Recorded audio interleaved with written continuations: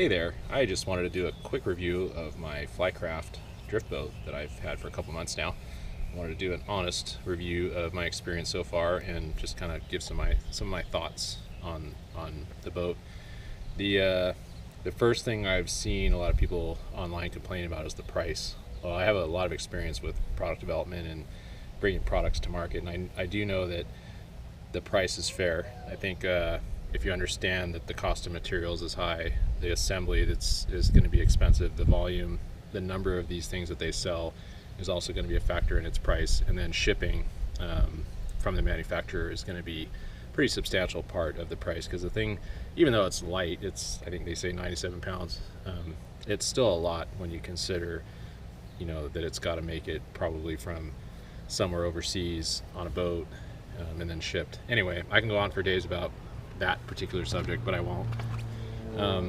Overall, I would highly recommend this boat if you're looking at a drift boat.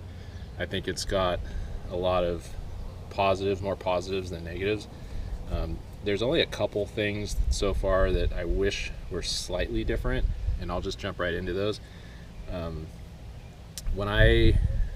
Well, first of all, yes, you don't need a trailer, but you still need two vehicles to drop off and pick up. So yeah, you don't need a trailer, but which is great, but you still do need two vehicles when you launch this, because you need to have somebody to pick you up at the bottom. So that part, it's, take it for what it is. You do have the convenience of not having a trailer. I'll leave it at that. One thing that I noticed the last couple times I used it is I have a big truck myself, but my girlfriend has an SUV, and I wanted to be able to just slide the boat into the back of the SUV. And one thing that I did was I was able to undo these screws here and then rotate this in, and that allowed the boat to be narrower. But on this side, you've got the anchor system here, so if I undo this and this right here, I can't rotate this in because this gets in the way. If they could mount this somewhere up here or higher so that this thing can rotate, that would make it much easier to slide it into a back of an SUV when the width was a problem. And being able to just rotate those in, I think, is a huge feature, because you can leave the oars attached and all you have to do is flip them back, pop the screws in, and you're good to go. So that's one thing that was, it's not a deal breaker, but it'd be pretty awesome if they could fix.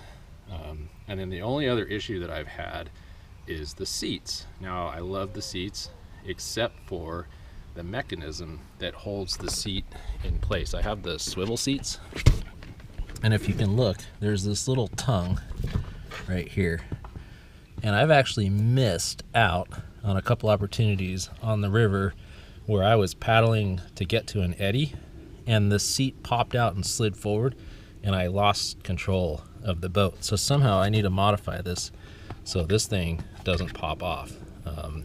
They tell you in the instructions, in the assembly instructions, to mount that seat the way that I have it, so that doesn't happen. So they kind of know that there's a problem with that latch already.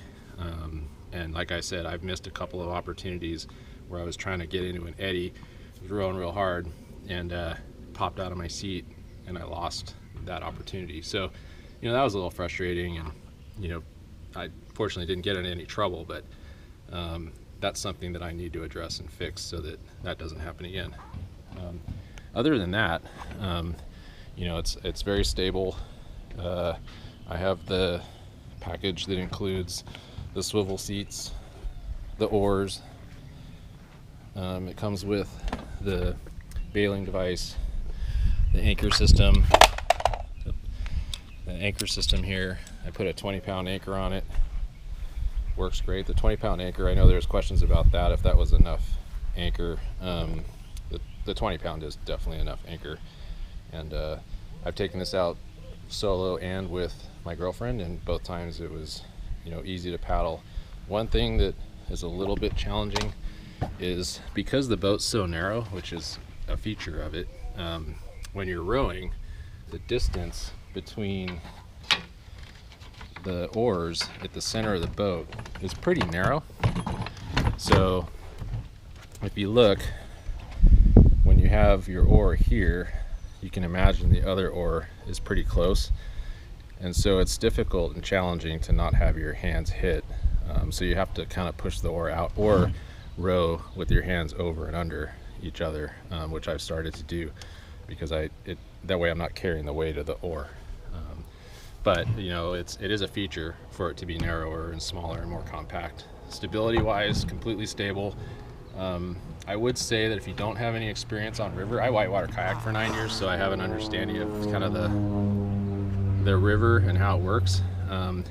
The only time it got a little dicey is when you're pulling into an eddy, because there's a change in direction of current. So when you're going in, if you're not prepared and you cross that eddy line, the boat's going to tend to want to pitch you to the outside.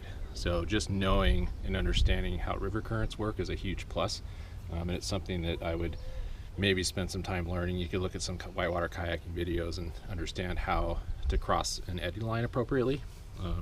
I'm in a pretty big river, doesn't have a lot of whitewater. I'm in the Sacramento River in Northern California, so it's a lot of volume, not a ton of whitewater, but you know, it's got a lot of power. So when you're crossing those eddies, sometimes, you know, that change in direction can be pretty rapid, and if you're not prepared, you can definitely tip over to one side or the other. And I could see that's when a lot of people would end up maybe flipping it. We never got close to flipping it, but it definitely caught my girlfriend off guard because she wasn't expecting that sudden change in direction. Quality wise, materials are great. It stays inflated. I keep it stored outside for the season, inflated. I just top it off between runs. But other than that, I mean, it's pretty, you know, if you look at all the videos that they have, it's pretty simple. There's not a lot to it. And so, like I said, I would highly recommend it. Other than those, you know, the two things was the ability to rotate these in to put it in a car, and then the latches under the seat. I think they could be improved. But other than that, I think it's definitely worth the money. And I looked at different drift boats and, you know, different options, and I think you know, I already have a big power boat, so I don't need to have another boat on a trailer. So, you know, that for me, this is perfect, because I can just throw it in the back of my truck and, you know, be in the river pretty quickly. I don't have to deal with another trailer and all of that when I'm already got that on my big boat. So for what it's worth, if you have any questions or comments on the video, just mention down below. And